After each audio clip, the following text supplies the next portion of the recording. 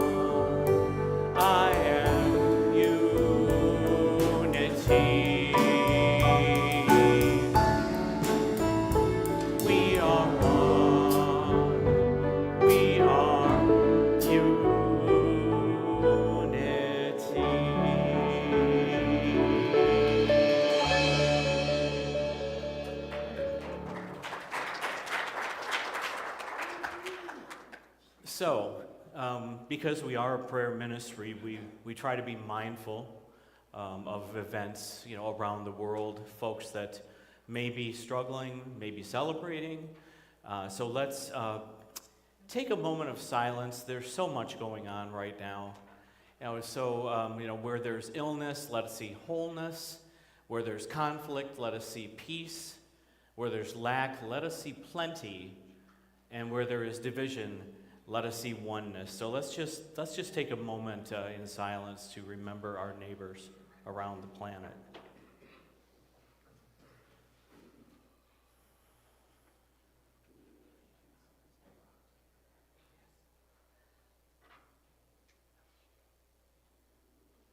Thanks.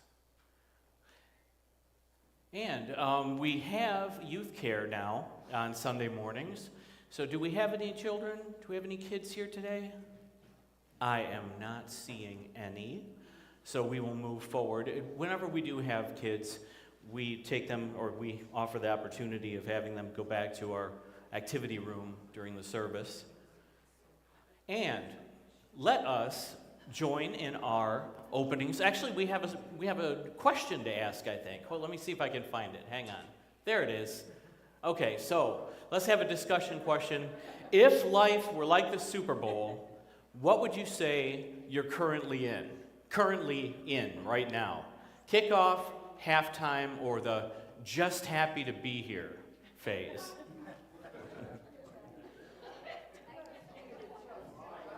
Oh, this is a... Okay, I'm going to say you can go. You won't hear yourself, but... Probably just happy to be here. I don't feel I'm beginning. I don't feel I'm, what is it? Kickoff, halftime. Oh, okay. Definitely not kickoff. I mean, okay. Probably just happy to be here. Oh, whoa. Yeah, how about you? I think I've been getting back to kickoff lately. Oh. It's like looking around like, how did I get here? Oh, yeah. If life were like the Super Bowl, I can't say it's kickoff because 57 years in doesn't feel like a kickoff anymore. Let's just say halftime. Not to say I'm going to live to be 114, but yes, halftime, I'd say. So, yeah, let's just go with that, I guess. Thank you, guys.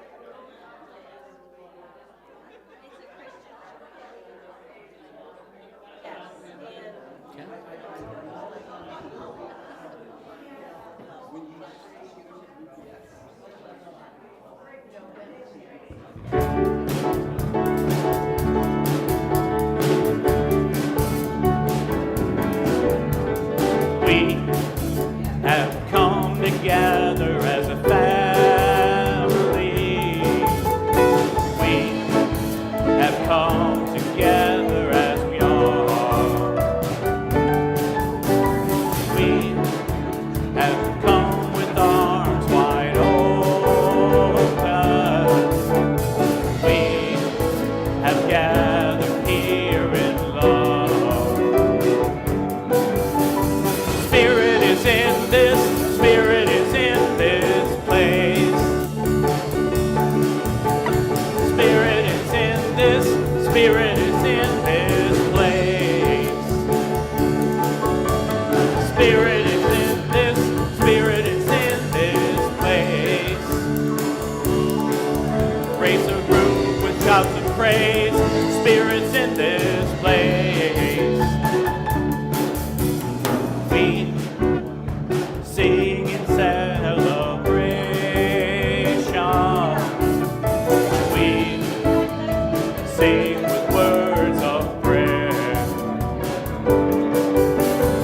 We affirm our life as sacred.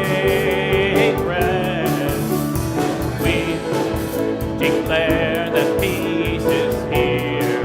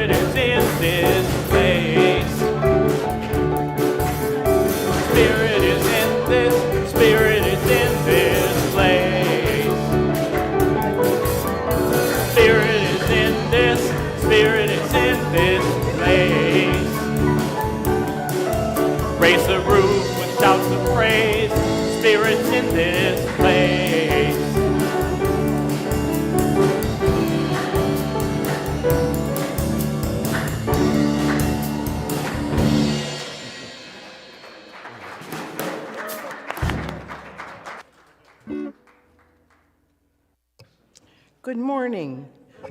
Good morning. I'm LuAnne Champion, your platform assistant for today.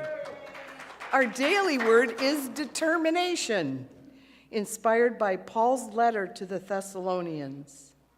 So deeply do we care for you that we are determined to share with you not only the gospel of God, but also our own selves, because you have become very dear to us. In every person's life, there will be times of ease and times of struggle. In the tougher times, it's natural to feel discouraged and tempted to give up on all plans and dreams. When discouragement sets in, we remember we are fully human and fully divine, a spiritual being endowed with many divine gifts. We fortify ourselves by invoking our innate qualities of strength and power. They give us the determination to keep going, to stay the course. We can use our bodies and minds to accomplish what we set out to do because we also know that there is more to us than that. The attributes of God are ours to use. We believe in ourselves and move forward with determination. Let us affirm together, my determination takes me far. Among the people, Martin Luther King Jr. invited to help build what he called the beloved community was the Vietnamese Zen Buddhist monk, poet, and mindfulness teacher Thich Nhat Hanh. This extraordinary friendship began on June 1st, 1965, when Hanh wrote to King to raise awareness of the suffering of the Vietnamese people and to correct common misunderstandings about Buddhism. Hanh wanted Americans to understand that Vietnamese Buddhists did not hate them. Their aim was not vengeance, but an end to war and to the delusions that sustained it. Deeply moved by Han's message, King later nominated him for the Nobel Peace Prize. Devastated by King's assassination in 1968, Han vowed to continue building communities committed to the practicing of peace, nonviolence, freedom, love, and justice, a pledge that became central to Han's life and teachings. These two men bonded over the shared insight that how we show up for each other really matters. Their friendship reminds us that becoming a beloved community requires to learning to be more loving and more peaceful, even as we continue to advocate for change. So it's my pleasure now to welcome Nikki.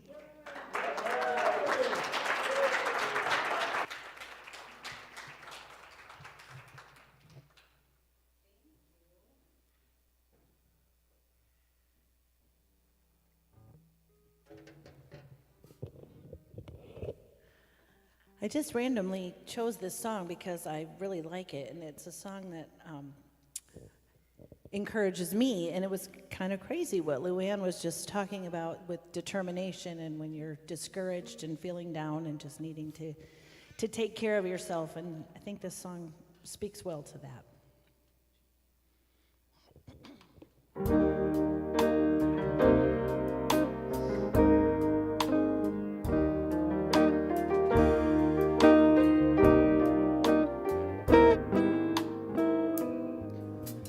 When it rains, it pours, but you didn't even notice. It's hard to breathe when all you know, hard to breathe, you know it's the struggle of staying above the rising water line.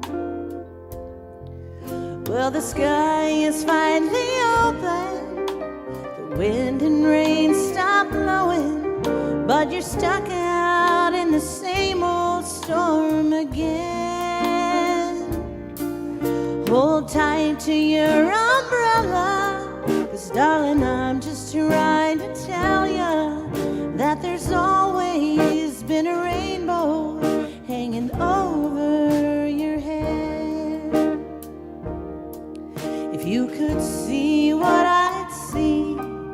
you'd be blinded by the colors, yellow, red, orange, and green, and at least a million others. So tie up the bow, take off your coat, take a look around, 'cause the sky is finally open, the wind and rain stop blowing, but you're stuck out in the same old storm again. Hold tight to your umbrella, 'cause darling, I'm just trying to tell you that there's always been a rainbow hanging over your head.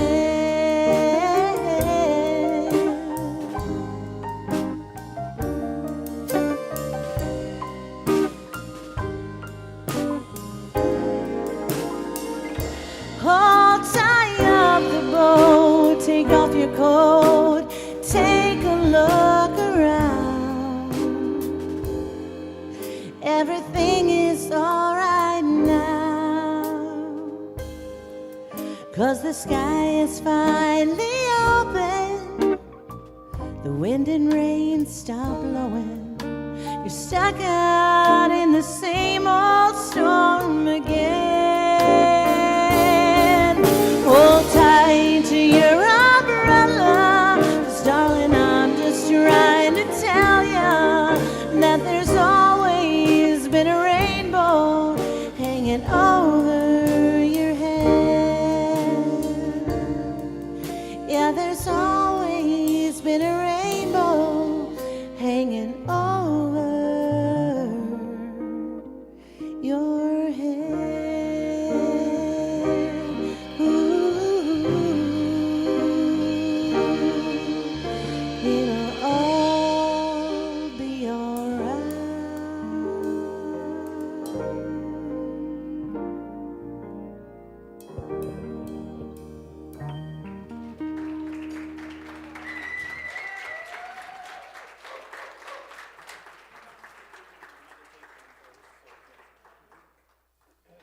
Okay, that was awesome. Thank you so much, Nikki.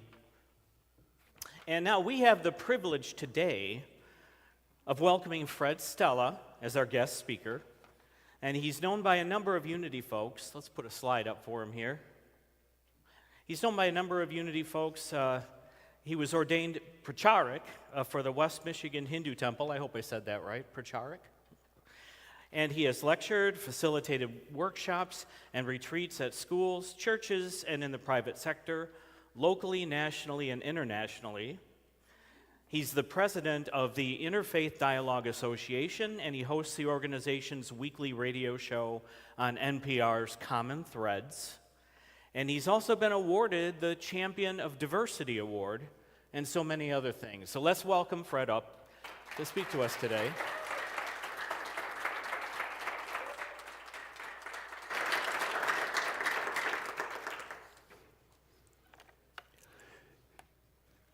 So let's start with a meditation now. Let's close our eyes, sit up straight, but not in a rigid manner. And let's start to watch the breath. Feel the breath as it comes in very cool into the nostrils. And notice the warmth as it leaves. Cool, and then warmth. You can also visualize that when the breath is coming in, you are inviting light and love. When you are expelling the breath, you are offering that light and love to all who touch your life and beyond.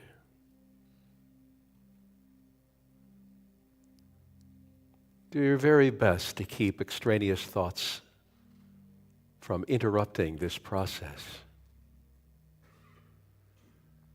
If the mind wanders, as soon as you notice it, bring it back. Back to the breath. Back to the coolness.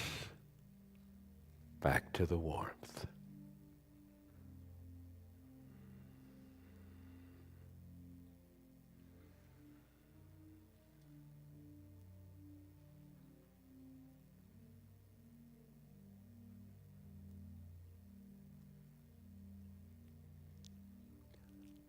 Make sure that you're not controlling the breath. Allow it to flow naturally. And on the occasion when the breath neither comes in or goes out, notice that still spot.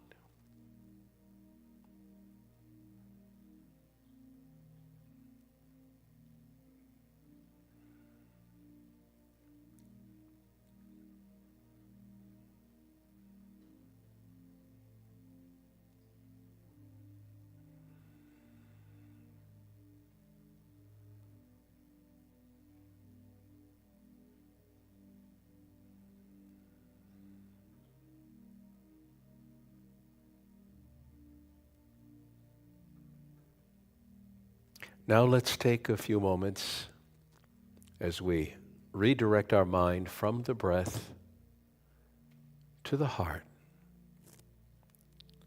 And a good practice to be included in every meditation is a moment of gratitude. Let us be inwardly thankful. First and foremost, for everything that led to our presence here today. We are thankful we woke up. We're thankful that the body worked well enough to get out of bed, to be cleansed, to take food, and transport itself here. We're grateful for the transportation method, that everything worked. We're grateful for this sacred space and the land upon which it sits. And we're grateful for the fellowship, each and every one who comes here seeking and bringing light.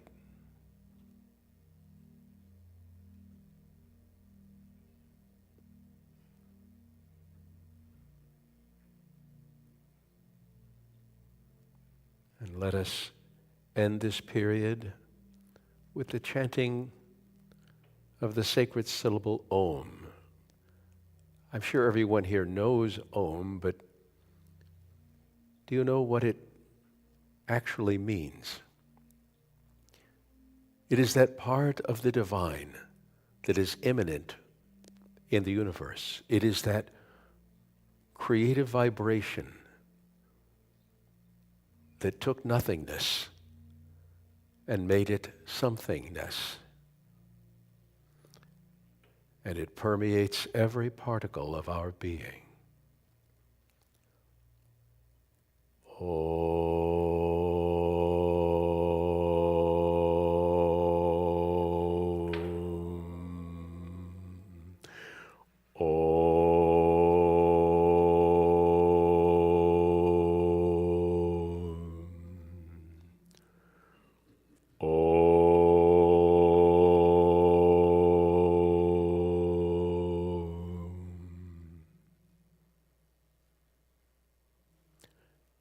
Gentlemen.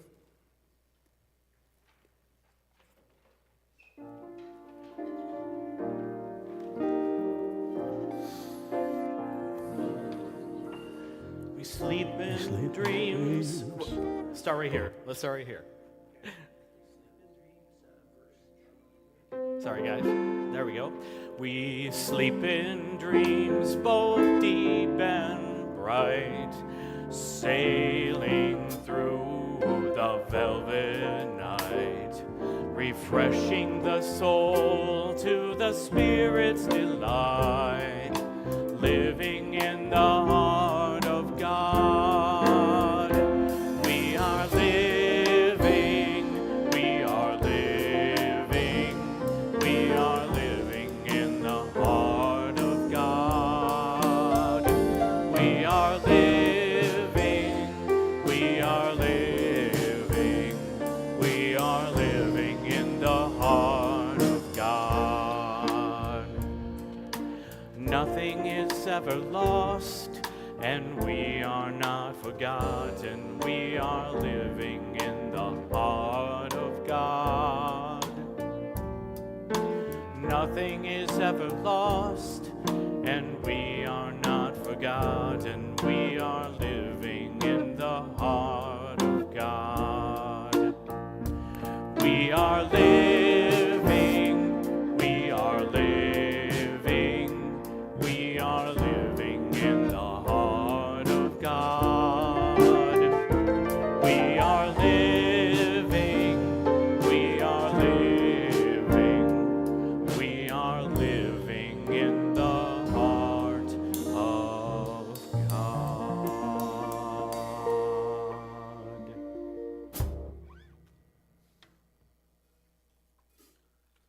Well, namaste, everyone. I like coming to Unity because when I say namaste, you know what it means and you send it back to me. I was at a church down south one time. I said at the opening of my sermon, and someone shouted back, "Well, you can stay as long as you want."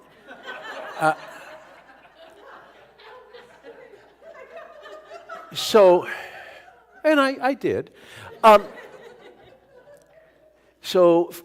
I know most of you here don't know who I am, and I do appreciate the introduction that was given to me, and I think for the very first time in a Unity church, the word pracharak was pronounced correctly. And I even phonetically spell it out when they ask me to send a little something in, but a lot of people don't even look at that.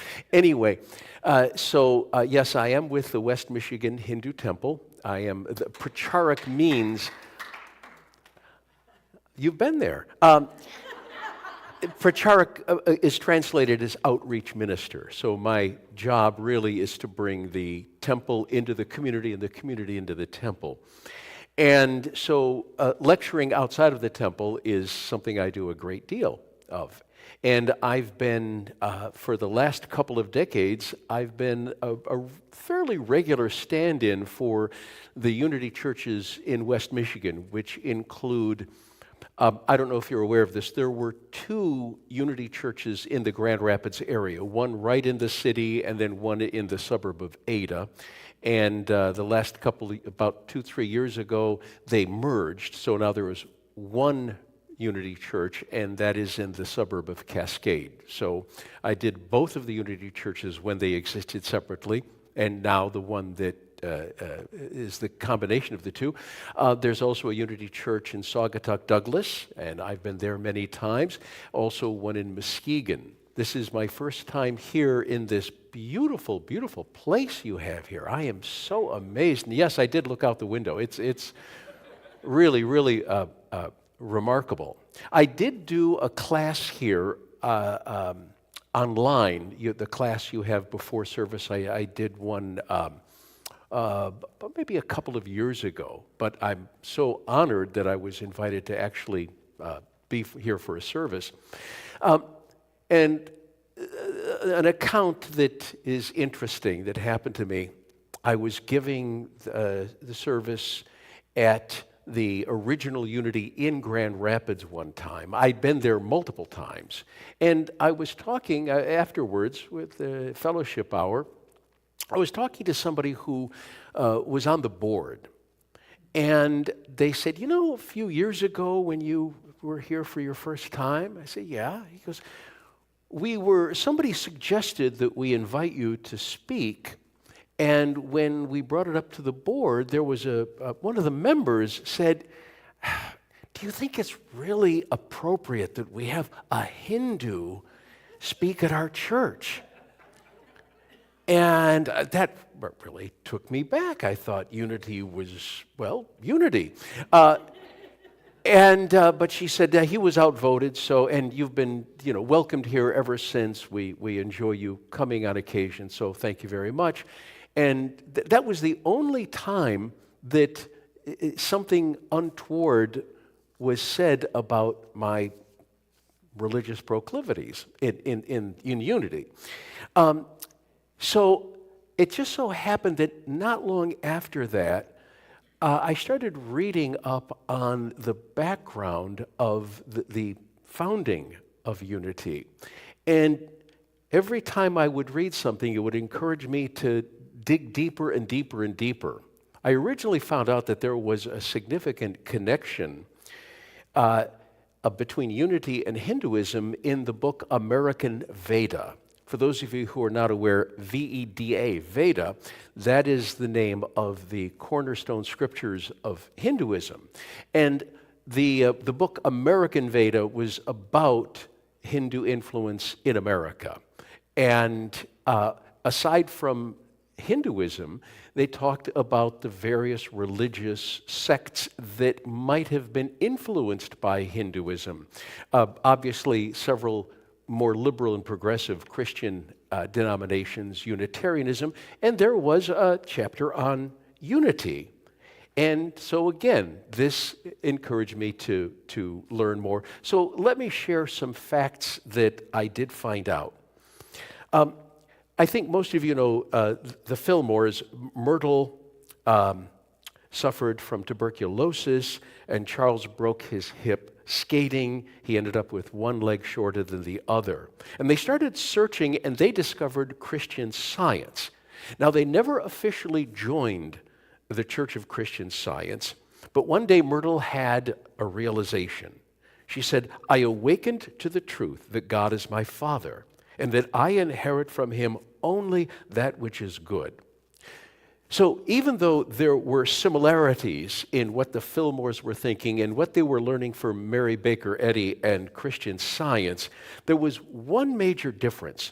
The Fillmores were much more adventurous in exploring the wisdom of other religions. And now originally, Mary Baker Eddy was too. But this is interesting. In her writings, she did reference the Hindu scriptures and Hindu philosophy. But later on, after her lifetime, all of those mentions were scrubbed by her spiritual descendants because they did not want good old mid-America to think that Christian Science was in any way pagan. And keep in mind that according to traditional Christianity, Hinduism is a pagan religion. But the Fillmores didn't have any such fear. They were very open about how much they appreciated what we call Sanatana Dharma. Sanatana Dharma. If you've never heard that word before, it's actually the original term for Hinduism. All right? The word Hinduism is actually no more than 200-300 years old, even though Hinduism is the oldest religion in the world, at least of the major religions. They didn't call themselves that. They called themselves adherents to the Sanatana Dharma, and that means the eternal way. Now, that's not to be confused with the Sanatara Dharma. That's the eternal my way, so don't confuse the two. Very few people got that. Interesting.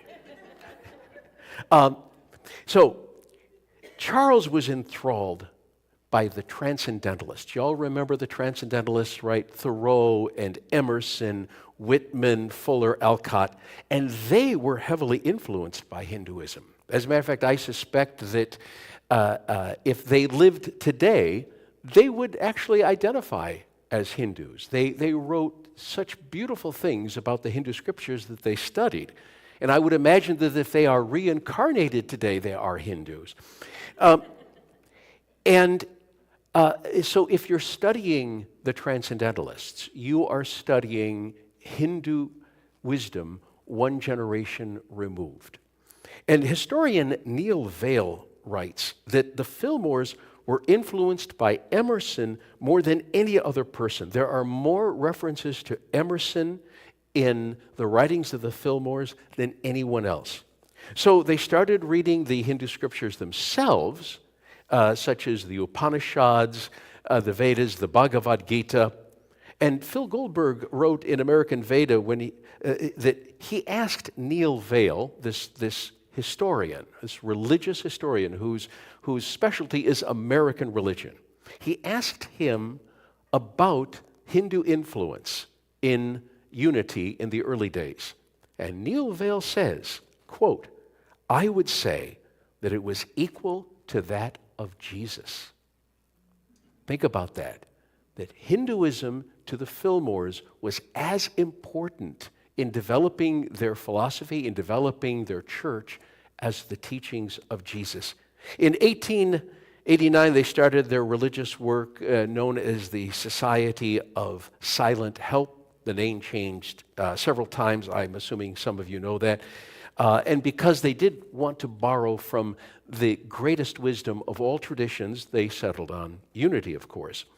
And Charles Fillmore said that Christianity made the mistake of focusing too much on Jesus the man as opposed to Christ consciousness, that which is possessed by all, whether asleep or awake. The Hindu equivalent of that is called Kutastha Chaitanya. That is what we say when we are referring to the exact same concept of Christ consciousness. It means to remain unmoving, unchanging, like an anvil, even when the mind and the world appear to change. So, unity, like the Advaita Vedanta theology of Hinduism, believes that God didn't create the world, God became the world, existing both within this manifestation that we call the physical universe and transcending it as well. For instance, a traditional Christian would agree that God is in this room, right? But a Hindu, and I suspect all of you here, would take it one step further to say God is this room and everyone in it. Now, it's interesting, the Fillmores did believe in reincarnation. Later on, and I don't think this is a bad idea at all. Later on, there was sort of a soft sell on reincarnation. Unity, I think it's quite wise. They're very open to personal beliefs. There's no dogma in unity. There are doctrines, but no dogma. And the same as in Hinduism. And a lot of people use those words interchangeably, doctrine, dogma. No, there is a significant difference. A doctrine is a teaching. Hinduism has teachings. Unity has teachings, doctrine. But a dogma is a belief that must be adhered to be a member of the fold, right? In many Christian churches, you say the Apostle or the Nicene Creed at some point in the service.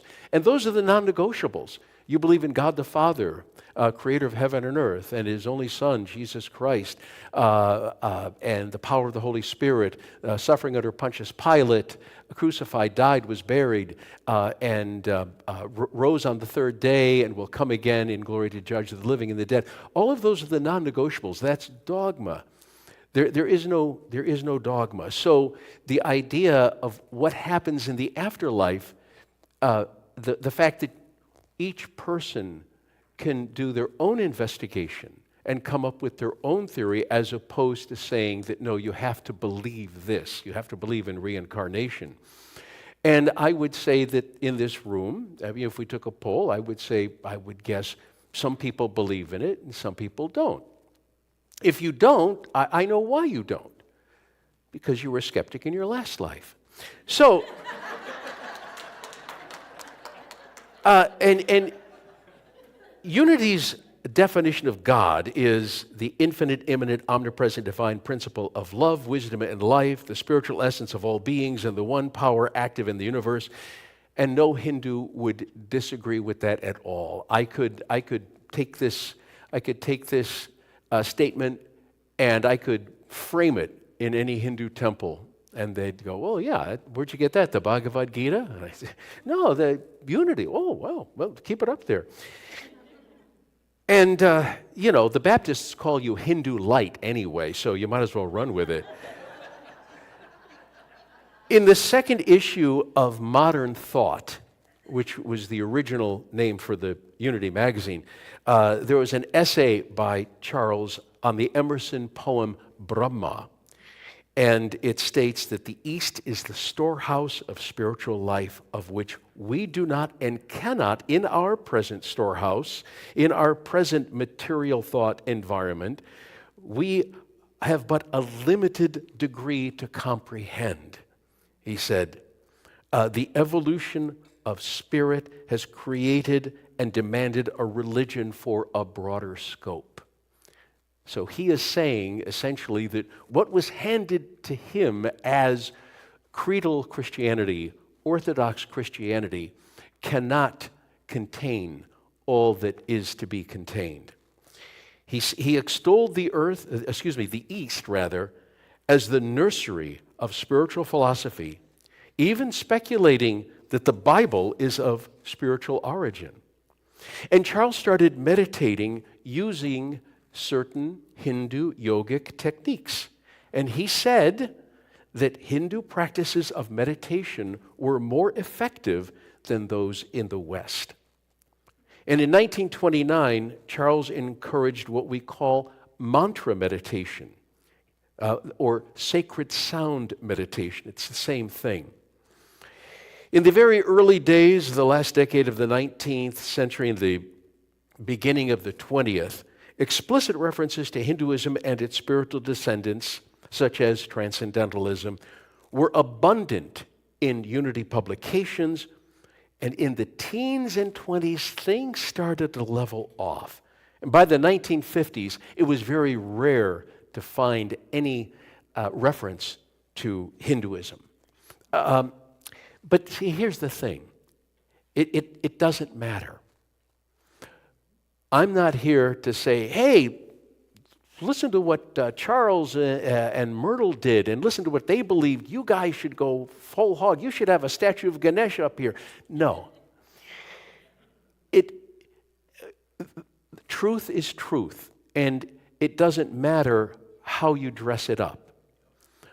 So, no, I'm not expecting that women should come to Sunday services in saris and men in turbans or anything like that. Don't go changing. Just you be you. Because, here's the thing. You, as a form of metaphysical Christianity, have the ability to influence the greater Christian community. And minority religions, such as Hinduism and Buddhism, we need allies. And you all are our allies. So we appreciate that. Now, on a personal note, that is to say, in your personal life, should you choose to read Hindu scriptures, read Hindu thought leaders, practice hatha yoga, whatever it is you might want to do, yeah, I'm all for that if that's where you're led. The wonderful thing about both of our traditions is that freedom of thought and expression are wholly respected. No one tells anyone how they should worship, what they should do. You want to know how 100 different Hindus practice in the privacy of their home? You're going to possibly get 100 different answers. It's all up to them. And we are encouraged, really, just as I might encourage you to say, read the Bhagavad Gita, because I think it would help you understand your own tradition even more than you might already do. We are encouraged to read Christian scriptures, because Jesus is considered very much in the same way that you consider Jesus. He doesn't have an official role in Hinduism the way he does in Christianity or Islam, but he is known as sort of a Jewish Buddha, if that makes sense. So there is certainly a great respect for him. And I noticed that you talked about Martin Luther King and Thich Nhat Hanh today. Of course, you also have to remember that King was greatly influenced by Mahatma Gandhi. I think you all know that. He made a pilgrimage to Gandhi's home. Of course, Gandhi was long dead, but he made a pilgrimage to his home in honor of the great work that Gandhi did that influenced King. And where did Gandhi get all of his inspiration? Well, part of it he got from Hindu scriptures, and part of it he got from the Gospels.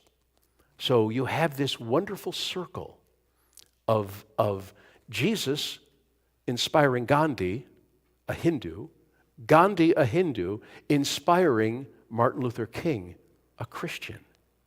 And the circle just keeps going. And of course, the influence of Thich Nhat Hanh as well, as Buddhist. So, let me just leave you with the thought that, again, we, the Hindu community, so appreciate the people in your position, people who are true allies of those non-Christians here in the United States and here in Michigan.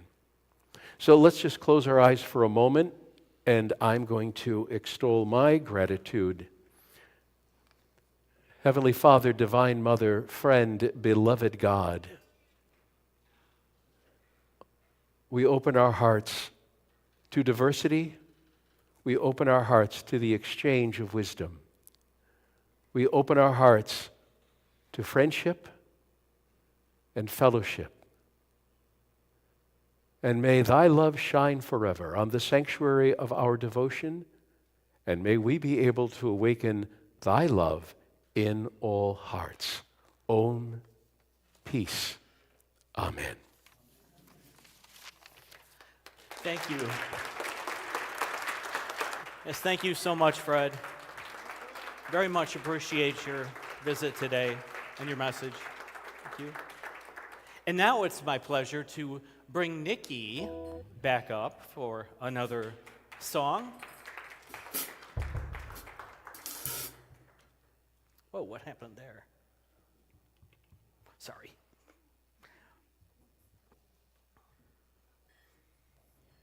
There we go. I'll try to not mess this one up.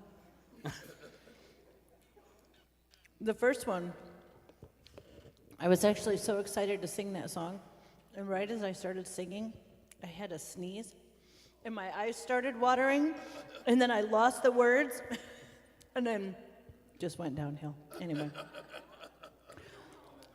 I was the only one that noticed. Well, I shouldn't have told you then. So I'm going to try not to sneeze this time. I don't know about you guys, but I've been feeling heavy. And it's winter, and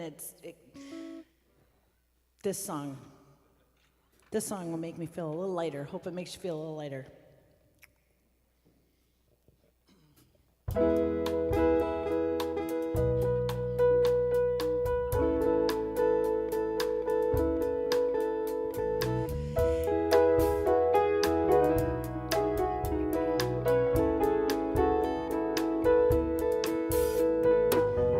Here comes the sun. Here comes the sun, and I say it's all right.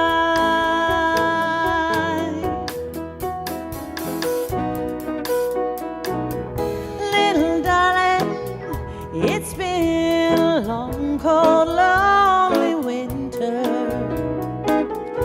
Little darling, it feels like years since it's been here. Here comes the sun. Here comes the sun. And I say it's all right.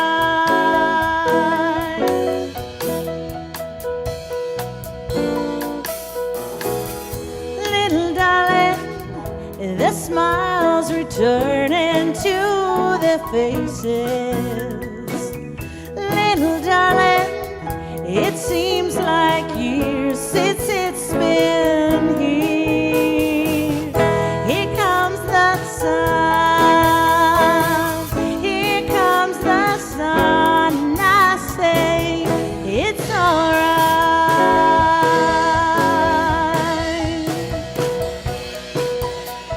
Sun, sun, sun, here it comes. Oh, sun, sun, sun, here it comes. Little darling, I feel that ice is slowly melting. Little darling, it seems like years since it's been here. Here comes the sun. Here comes the sun, and I say it's alright.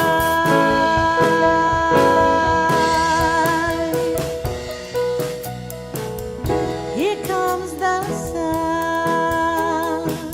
Here comes the sun, and I say it's alright.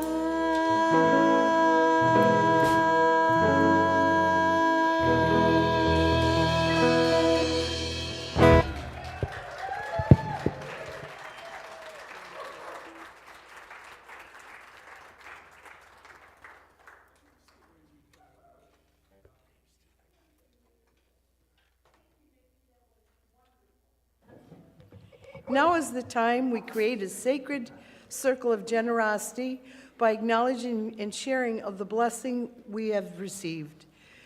Giving is a matter of the heart, not of wealth. You can place your love offering in the glass jar on the table, or if you're joining us on YouTube or using a credit card, you can use the QR code on the screen to give your support through PayPal. Whether or not you are sharing of financial gifts this week, we invite you to affirm a sacred exchange by placing a hand over your heart or using an affirmation token from the bowl on your table. We bless the gifts of our love and our treasure by affirming together. Divine love through me blesses and multiplies all that I am, all that I have, all that I give, and all that I receive. I praise, give thanks, and am glad. Our circle of generosity includes gratitude to everyone of you who support Unity with their loving gifts. Our circle of generosity grows even larger as we share those gifts with others. As a tithing ministry, a portion of our tithes is shared with local charitable organizations that inspire and bless us. Our nominees for 2026 are posted on the far wall by the activity room, and on Sunday, February 15th, we will have an opportunity to vote for the top 3. Let us bless the work of all these nominating organizations and affirm our own blessings by singing, I Am So Blessed.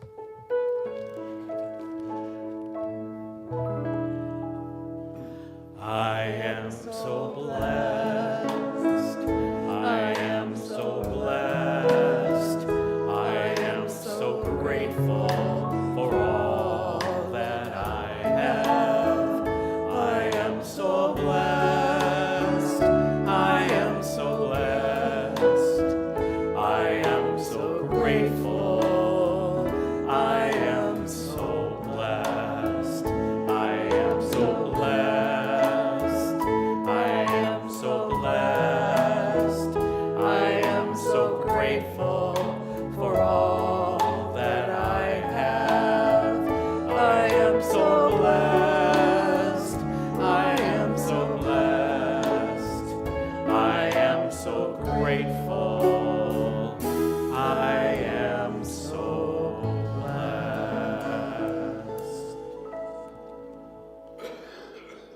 Let us take a moment to deeply immerse ourselves in gratitude by collectively blessing the gifts just received. Let's affirm together. Given in love, received in love, dedicate these gifts to do the will and the work of Holy Spirit, and so it is. Amen. Maggie Bishop has started a movement of manifesting peace in our country and the world. She is asking people to place a candle in their window to send the message that peace is what we want. It doesn't matter what side of the political aisle you support, this simple gesture adds to the energy of healing in the whole world. Maggie has flameless candles for everyone who wants one for their window. So, see Maggie if you haven't already. And Dan has a mini notification that's not on here.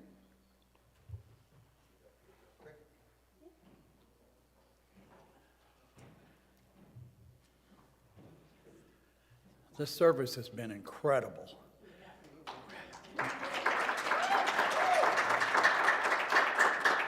And the subject is unity. And we just came back from our 1,200-mile trip to see the monks walk for peace. We stood face to face with them. We saw the dog. We saw everything. They're ending their trip this Wednesday in the Washington Cathedral. And here's the amazing part. All of the leaders of the religions are coming together for a special service in the Washington Cathedral to thank them and do an international meditation. It will be live streamed. We are going to have that available here in the lodge at 4:30 this Wednesday. So please come and join us. Thank you.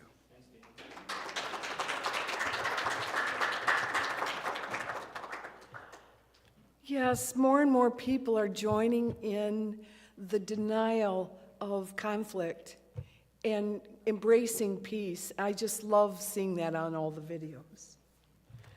To further support this peaceful movement, next Sunday's meditations will be devoted to peace. They start at 10:15 and 9:45. Oops. That's when they end. Hopefully, in the upper lodge. Everyone is welcome. We've lots to work. We've got lots of work to help peace manifest in our lives and all of the world. This Friday is the monthly meeting of the empowerment.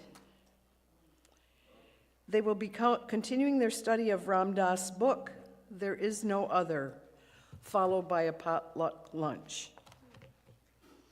And if you are currently a voting member of Unity Spiritual Center and would like to become one next Sunday, February 15th, following the service, Reverend Sharon is offering the Unity 101 class, which explores the Unity movement as well as our local center. It's a great class for anyone new to Unity and a great review for everyone else, and a requirement for anyone wishing to become a member. Since this is right after service, you are welcome to bring a bag lunch. Also next Sunday is Board Games Day in the activity room following the service, and join others in some fun and relaxation. And Pam Nelson also has a mini announcement. Today is the Education Committee meeting, and I just wanted to let you know it's going to be very, very free. But if anybody who has not yet been on the committee and would like to join us, please join us right after service up in the lodge. It's only going to be about a 15 to 20-minute meeting this time. Normally our committee meetings are more like 45 minutes. So everybody's welcome.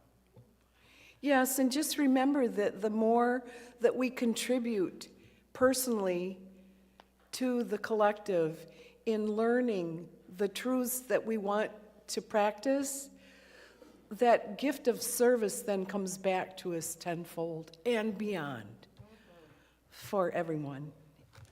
Also, next Sunday is the day you vote for your congregant's choice. Posters of all the nominees are hanging outside the activity room. Take some time to learn about the amazing organizations. Following the service, our prayer practitioners are available to offer you affirmative prayer as well as heart energy prayers, which is similar to a brief Reiki treatment. You will find the prayer practitioners by the lectern. So, let us join in a circle of consciousness as we sing the peace song.